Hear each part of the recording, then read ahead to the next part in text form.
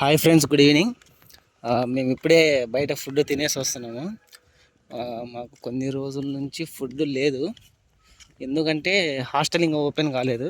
But మా college అయితే open అయ్యింది. ఏరా మాకు ఫుడ్ పెట్టట్లేదంటే బీటెక్ వాళ్ళు రావాలంట. వాళ్ళు చాలామంది ఉన్నారులేండి, 100 మెంబర్స్ అలా పైన ఉంటారు. వాళ్ళు వచ్చేంత వరకు మీకు ఫుడ్ పెట్టేది లేదని చెప్పి హాస్టల్ ఆఫీస్లో చెప్పడం జరిగింది. ప్లస్ అది కాక మా తప్పు కూడా ఉందిలేండి, అంటే హాస్టల్ మెస్ బిల్ అయితే కట్టలేదు మేము చాలా వరకు. సో దానివల్ల ఇలా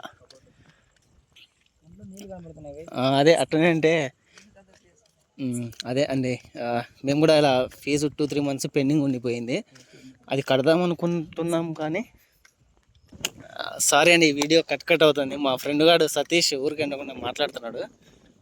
ఇదే మేము కూడా ఇలా మెస్ బిల్ అయితే కట్టలేదు. నాది కూడా 3 మంత్స్ పెండింగ్ ఉంది. బట్ నేను కడదామని చెప్పి ఇంటి నుంచి అమౌంట్ తీసుకొచ్చాను. వీళ్ళేమంగా మెస్ ఫుడ్ పెట్టట్లేదు కాబట్టి ఆ డబ్బుతోనే బయట తినాల్సి వస్తుంది. నేను మహా అంటే ఒక 1000 రూపాయలు తెచ్చుకున్నాను. అందులో బుక్స్ ఇలా చాలా పోయాయి. బుక్స్ తీసుకున్నాను, తర్వాత పెన్నులు కొనుక్కున్నాను, రూమ్లో కావాల్సిన సామాన్ తీసుకున్నాము. ఇలాంటి తీసుకునేసరికి మొత్తం 700 అక్కడే అయిపోయింది. మిగతాది కూడా నేను వాడేశాను. అది నా డబ్బు అనమాట, అంటే పాకెట్ మనీ నుంచి వాడేశాను. ఇప్పుడు ఇలాగే కొన్ని రోజులు పోతే నేను ఉన్న అమౌంట్ కూడా మొత్తం వాడేయాల్సి వస్తుంది. హాస్టల్ ఫీ బిల్లు కోసం తెచ్చింది కూడా అది ఒకటి. ప్లస్ మా కాలేజ్లో స్పెషల్ ఫీజ్ అని చెప్పి 3050 రూపీస్ అయితే అడుగుతున్నారు. ఆర్డర్ వచ్చింది, కట్టేయాలని. వాళ్ళకు ఏం పనులు ఉన్నాయో తెలియదు కదా, కాలేజ్ నుంచి వచ్చింది కాబట్టి కట్టేయాల్సిందే. సో ఇప్పుడు నేను ఆ 9000 చేంజ్లో నుంచే ఇప్పుడు 3050 కట్టేయాలి. తర్వాతది ఒక 5000 అలా హాస్టల్ ఫీజు కట్టేసి మిగతాది ఇంకా బయట తినడానికి ఎన్ని రోజులు ఉంటుందో నాకు అదే ఐడియా లేదు. సో దానికోసం అలా. ఇంకొకటి జూనియర్స్కి అయితే హాస్టల్ అయితే ఇవ్వమంటున్నారు. ఇది ఎలా అంటే ఏదో టాక్ వచ్చింది, రూమర్, ఎంతవరకు నిజమో తెలియదు, నేను మళ్ళీ చెప్తానులేండి. జూనియర్స్ ఎవరైతే వస్తున్నారో వాళ్ళకు గవర్నమెంట్ హాస్టల్ అయితే ఉంటుందో లేదో తెలియదు అంటున్నారు. ఎందుకోసం అంటే రెనోవేషన్ జరుగుతుందట హాస్టల్, మొత్తం కొత్తగా చేసి మళ్ళీ పిలిపించుకోవడం, జాయినింగ్ చేయించుకోవడం జరుగుతుందంట. సో జూనియర్స్ ఉన్న వాళ్ళు కొంచెం నేను మళ్ళీ చెప్తానులేండి, ఎంత తెలియదు నాకు కూడా. మళ్ళీ దీని మీద వీడియో తీస్తాను. మాట్లాడు సతీష్ ఏమన్నా. ఏదో చెప్పరా. అరే ఇది నేను అటు కాదు, ఇప్పుడు వీడియో రికార్డ్ అయితేనే ఇది చూడు, అది కాదు, ఇప్పుడు వీడియో రికార్డ్ అయితేనే ఇది ఏం ఒక్క ఎడిట్ కూడా చేయను. మనం మాట్లాడుకుంది ఇది ఏందో, ఇది మెమోరీస్ రా. గొంతు బాగాలేదు, నీ గొంతు కాదు. ఇప్పుడు నేను ఎప్పుడన్నా ఇంటికి పోయినప్పుడు నీ గొంతు వింటా నేను.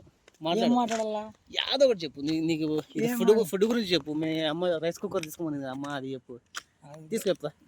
దగ్గర పెట్టుకొని చెప్పు మా, ఏదో ఒకటి చెప్పు. ఏం చెప్తావు? యాదో ఒకటి చెప్పు, నీ ఇష్టం. ఏం చెప్పమంటావు చెప్పు, నేను చెప్తాను బట్టి చెప్తాను. చెప్పు. ఇది అంతా మన కోసమే. మళ్ళీ ఇది తిరగం కదా. సరే తిరుగుదాంలే. మా వాడు సతీష్ వాడు మాట్లాడట్లేదు అనమాట.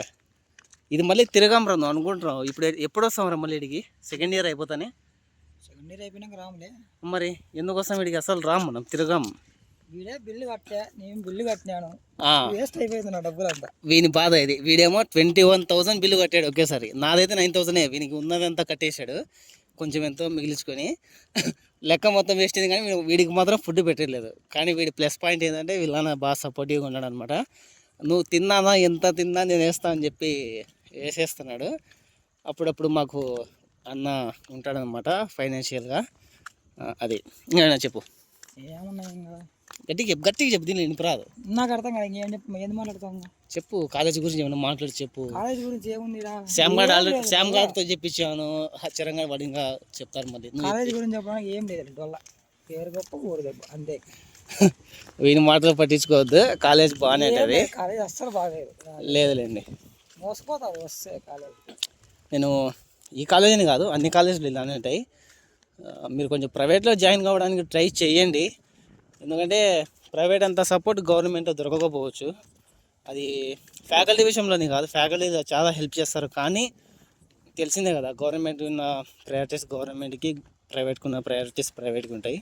సో ప్రైవేట్ కాలేజ్ ట్రై చేయండి. ఎవరైతే అమౌంట్ అఫోర్డ్ చేయలేము, మేము ఎంబీఏ చేయాలి, అది కూడా మీరు అనుకొని రండి. ఎలా అంటే ఎంబీఏ నా డ్రీమ్, నేను ఏదో ఒకటి బిజినెస్ పెట్టాలి, లేదా ఎంటర్‌ప్రెన్యూర్‌షిప్, ఏదో ఒకటి లైఫ్లో నాకు హెల్ప్ అవుతుంది ఎంబీఏ అంటేనే రండి.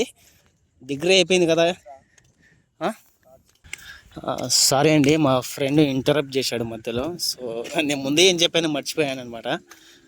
సో ఇది చూస్తున్న వాళ్ళు కొంచెం ఇదే ఏదనుకున్న ప్రయారిటీస్ దానికి ఉంటాయి. మేము ఎవరైతే అఫోర్డ్ చేయలేము ప్రైవేట్ కాలేజెస్లో అంటే ఇక్కడికి వచ్చేయండి. జేఎన్టీయూ, అనంతపురం, ఇంకా చాలా కాలేజీలు ఉంటాయి. ఇక్కడ స్పెసిఫికేషన్స్ 3 ఉన్నాయి. నేను ఆల్రెడీ చెప్పాను మీకు. మళ్ళీ బీబీఏనా, ఏదో కొత్తగా బీబీఏ కూడా తెస్తారంట డిగ్రీ వాళ్ళకు కూడా, యూజీ వాళ్ళకి అనుకుంటాను. ఒక్క కోర్స్ ఒకటి ఉంటుంది అంటే బీబీఏ. నేను మళ్ళీ దీని మీద ఫుల్ చెప్తాను. అంటే ఎలా అంటే వెబ్ ఆప్షనే కదా. వెబ్ ఆప్షన్స్ ఓపెన్ అయిన తర్వాత ఐసెట్ ర్యాంక్ రాలేదు కదా, ఇంకా వచ్చింది ఐసెట్ ర్యాంక్ వచ్చిందండి. ఏమో తెలియదు. వెబ్ ఆప్షన్స్ ఓపెన్ అవుతానే ఎవరో ఒకరు చెప్తారు. నేను అప్పుడు ఓన్లీ స్పెసిఫికేషన్స్ మీదనే మీకు నేను వీడియోలు చేసి చెప్తాను. మంచి చిన్నగా ఎక్స్ప్లెయిన్ చేస్తాను. మీరు చూస్ చేసుకోండి వచ్చేటప్పుడు ఇక్కడికి. సరే ఇంకా అయితే బాయ్, టేక్ కేర్ ఎవరైనా, బాయ్.